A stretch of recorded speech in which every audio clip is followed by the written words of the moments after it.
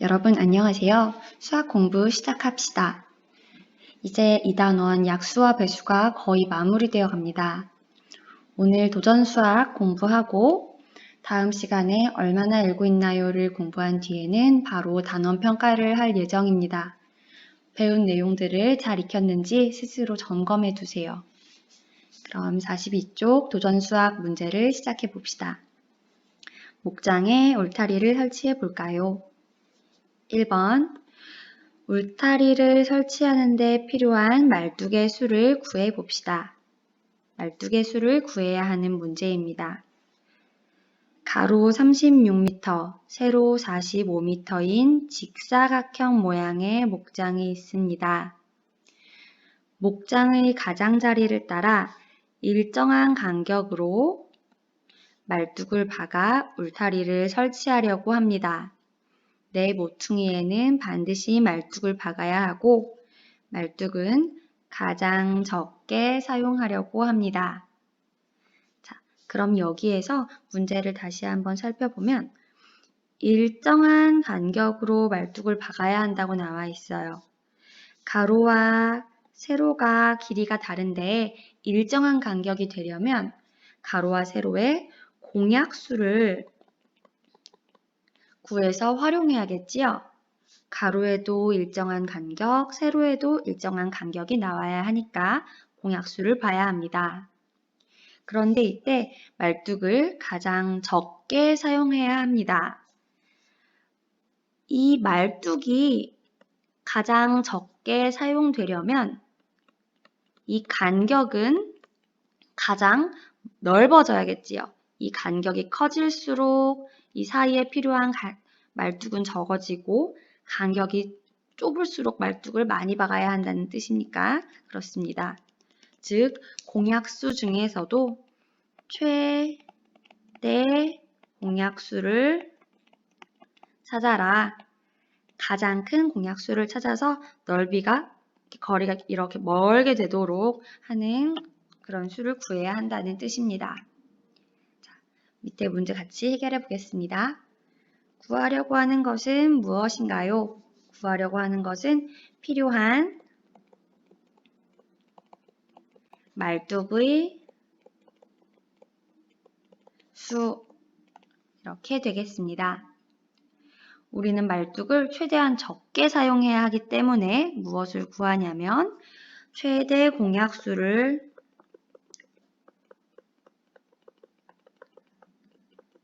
구해서 문제를 해결한다. 이렇게 적어두면 되겠습니다. 그럼 다음 장으로 넘어갈게요. 그럼 생각한 방법으로 문제를 해결해 봅시다. 우리가 36과 45의 최대 공약수를 구해야 합니다. 36과 45의 최대 공약수를 구하려면 이렇게 가로로 나란히 쓴 뒤에 나눗셈 표시를 적고 공통으로 나누어질 수 있는 수로 나누면 되는데요. 둘 다 9로 나누어 떨어집니다. 36은 9로 나누면 4, 45는 9로 나누면 5가 나옵니다. 4와 5는 더 이상 1을 제외한 공약수가 없습니다. 따라서 최대 공약수는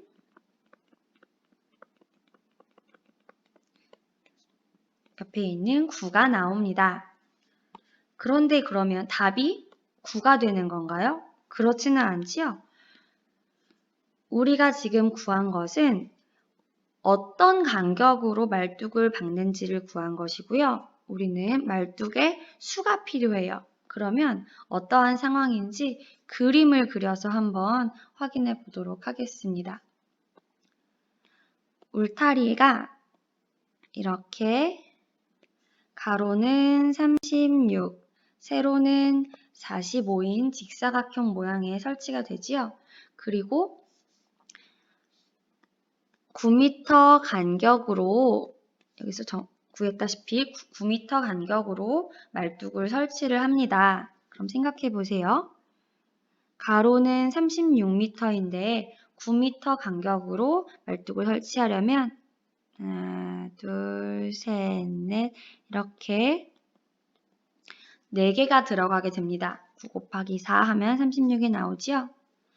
세로는 45m입니다. 9m 간격으로 말뚝을 설치하려면 하나, 둘, 셋, 넷, 5 이렇게 간격이 됩니다.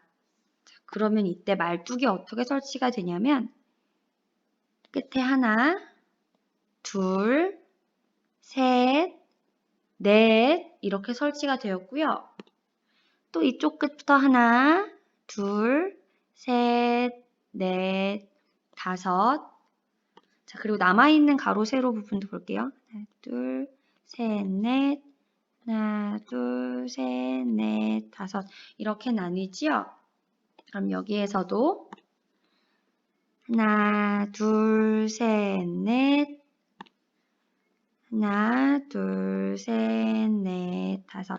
이렇게 사이사이마다 말뚝을 받게 됩니다. 그럼 지금 동그라미로 빨갛게, 파랗게 표시된 동그라미의 수를 보면 됩니다. 하나, 둘, 셋, 넷, 5, 6, 7, 8, 9, 10, 11, 12, 13, 14, 15, 16, 17, 18. 총 18개의 말뚝이 필요합니다. 사실은 선생님은 여러분이 잘 이해할 수 있도록 그림을 그린 것이지만 여러분은 이 부분을 보면 쉽게 해결할 수 있어요. 9m 간격으로 설치했을 때 36은 4개씩이 간격이 나오고요. 45는 5번 나옵니다. 그러면 가로 2번, 세로 2번에 해당되는 4, 5를 다 더해주면 정답이 나오게 되는 것입니다. 머릿속으로 한 번에 생각하는 게 어려울 경우에는 그림으로 풀어서 그리면 이해하기 쉽습니다. 여기는 같이 했으니까 넘어갈게요. 다음 문제 보겠습니다. 2번 문제. 친구와 함께 가로와 세로를 다르게 정하여 새로운 문제를 만들어 봅시다. 이 새로운 문제를 만들 때 방금 1번 문제에서 했듯이 울타리와 말뚝을 사용해도 되고요. 또는 직사각형 모양의 가로, 세로를 구하는 다른 상황을 생각해도 됩니다. 예를 들어서 색종이를 같은 간격으로 자르는 상황이라던가 색종이 자르기 또는 타일을 일정한 간격으로 붙이는 타일 붙이기 등의 상황을 생각하면 새로운 문제를 쉽게 만들 수 있습니다. 선생님은 색종이 자르기를 가지고 문제를 만들어 줄 텐데요. 물론 여러분이 스스로 다른 문제를 만들어도 좋습니다. 짠! 선생님은 이런 문제를 만들어 봤어요. 여러분도 선생님과 같은 문제를 써서 풀어봐도 되고요. 또는 스스로 다른 문제를 만들어 보면 더 좋습니다. 그럼 선생님이 만든 문제를 같이 풀어봅시다. 가로가 40, 세로가 56인 직사각형 모양의 종이를 크기가 같은 정사각형 모양으로 남는 부분 없이 자르려고 합니다. 가장 큰 정사각형 모양으로 자르면 정사각형의 한 변의 길이는 몇 센티미터일까요? 자, 문제를 그림으로 같이 이해해 볼게요. 가로가 40, 세로가 56인 직사각형 모양의 종이가 있습니다. 이것을 정사각형 모양으로 똑같이 나눈다는 건데요. 정사각형이라는 것은 가로와 세로의 길이가 같지요. 그래서 이 가로에도 꼭 맞고 세로에도 꼭 맞게 나와야 합니다. 즉 40과 56의 최대 공약수를 구해야 하는 문제입니다. 왜냐하면 가장 큰 정사각형 모양으로 자르라고 나와 있지요. 자, 그럼 한번 구해 볼게요. 40과 56을 나란히 쓰고 공약수로 나누어 줍시다. 일단 숫자가 너무 커서 한 번에 최대 공약수를 알기가 어려워요. 이럴 때는 그냥 2로 한번 나눠 볼게요. 40은 2로 나누면 20이 되고 56은 2로 나누면 28이 됩니다. 암산이 어려우면 56 나누기 2 이런 식으로 옆에 써서 계산해도 됩니다. 28과 20은 둘 다 4로 나누어진다는 것이 한눈에 보이지요? 20은 4로 나누면 5, 28은 4로 나누면 7 이렇게 나옵니다. 5와 7은 1을 제외한 공약수가 없습니다. 그럼 여기까지. 그리고 약수 부분에 있는 2와 4를 곱하면 8이 나옵니다.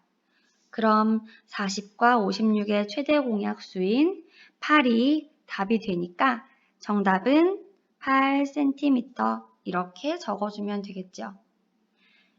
여러분도 이렇게 선생님이 푼 것과 같은 문제를 풀어줘도 되고요. 스스로 문제를 풀어주면 사실 더 좋습니다. 자, 지금까지 42쪽, 43쪽 문제 풀어봤습니다. 아까 이야기한 것처럼 곧 단원 평가 봅니다. 여러분이 가지고 있는 수학 문제집을 풀어보거나 수학 익힘책의 어려웠던 문제들을 스스로 풀어보면서 학습 내용을 잘 마무리해 둡니다. 그럼 오늘 모두 수고 많았습니다.